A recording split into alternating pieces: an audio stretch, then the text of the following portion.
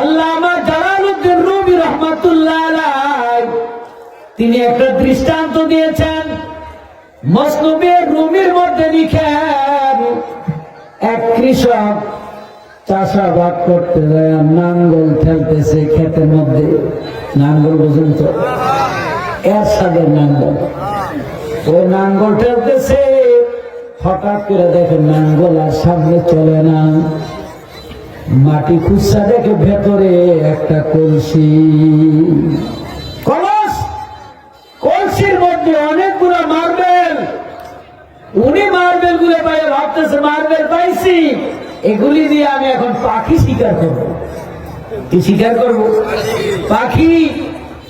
এখন উনি মার্বেল দিয়া উনি বিভিন্ন জায়গায় পাখি শিকার করতেছে। আর মার্বেল গুলা খালে পড়ে যায়, নদীতে পড়ে যায়, জঙ্গলে পড়ে যায়, ছোট ছোট মার্বেল। আর এক একটা পাখি মাইরা 50 টাকা 20 টাকা বাজারে বিক্রি করতেছে। বিক্রি করতে করতে করতে করতে পাখি বস্তু খায়, বিক্রিও করে। কলসির সব মার্বেল শেষ, এখন 5-7টা আছে।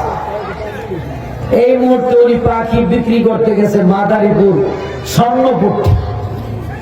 স্বর্ণপট্টি যায় দেখে স্বর্ণের দোকানে রূপার পাত্রে, স্বর্ণের পাত্রে এরকম মার্বেল গুলো সাজায় রাখছে। বলে কি ভাই, আপনারা স্বর্ণের দোকানে স্বর্ণের মতো দামি জিনিস স্বর্ণ দিয়া পাত্র বানায়া এর মধ্যে মার্বেল সাজিয়ে রাখছেন? তুমি কি পাগল? এগুলি কি মার্বেল জানো বেটা? এগুলি মণিমুক্তা। এক একটা মার্বেলের দাম কোটি কোটি টাকা। এক একটা মার্বেল বিক্রি করলে এক একটা শহর এলাকা কিনা যায়। আপনি কি কর? এই মার্বেলের এত দাম। আমার কাছে তো 1 কলসি মার্বেল ছিল, আমি তো এই মার্বেল দিয়ে পাখি শিকার করতে করতে সব ফালাই গেছি। তুই তো ভালো পাগল হয়েছ বেটা। এই মার্বেল দিয়ে পাখি মার্ক দেখাও তো আর আছে? আমার কাছে এখন 5-7টা আছে। স্বর্ণের দোকানদার দেখে লাভ দিয়ে দাঁড়ায় গেছে। ভাই, তুই কি কোনো রাজার ছেলে নাকি? তুমি কোন রাজার বংশধর না? আমি তো এগুলি লাঙ্গল ঠেলতে যায় খেতে পাইছি। তো জানো বেটা, এক একটা পাথর বিক্রি করলে তুই মাদারীপুর, মোস্তফাপুর এরকম এক একটা শহরের মালিক হয়ে যেতে পারে। এখন উনি আফসোস করবে না চুপ করে থাকে? এখন আফসোস করে, হায় হায়, একটা 50 টাকার পাখির জন্য আমি কোটি টাকার মার্বেল ফেলে দিলাম।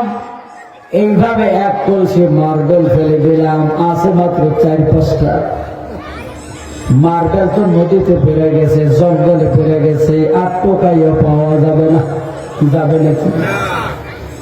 এখন আফসোস করলো, কাজ হবে না, মার্বেল শেষ, এগুলি পাওয়া যাবে না। আল্লামা রুমি রাহমাতুল্লাহ আলাইহি বলেন, ওই মার্বেল গুলো হলো তোমার এক একটা সেকেন্ড, এক একটা মিনিট, এক একটা ঘন্টা, এক একটা সপ্তাহ, এক একটা দিন, এক একটা মাস, এক একটা বছর।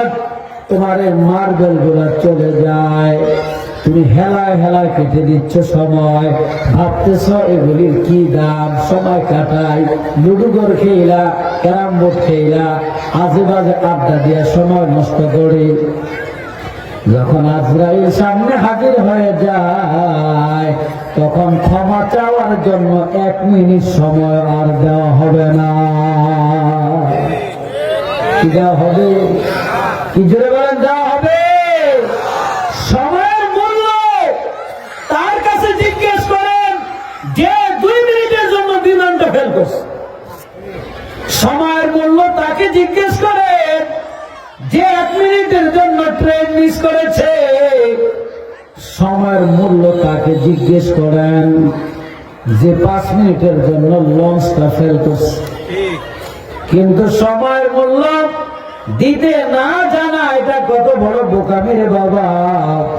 এই জন্য আল্লাহ পাক সময়ের কসম করে তালিম দিলেন, ওয়াল আসর, সময়ের কসম, বান্দা তোমরা সময়ের মূল্যায়ন করো।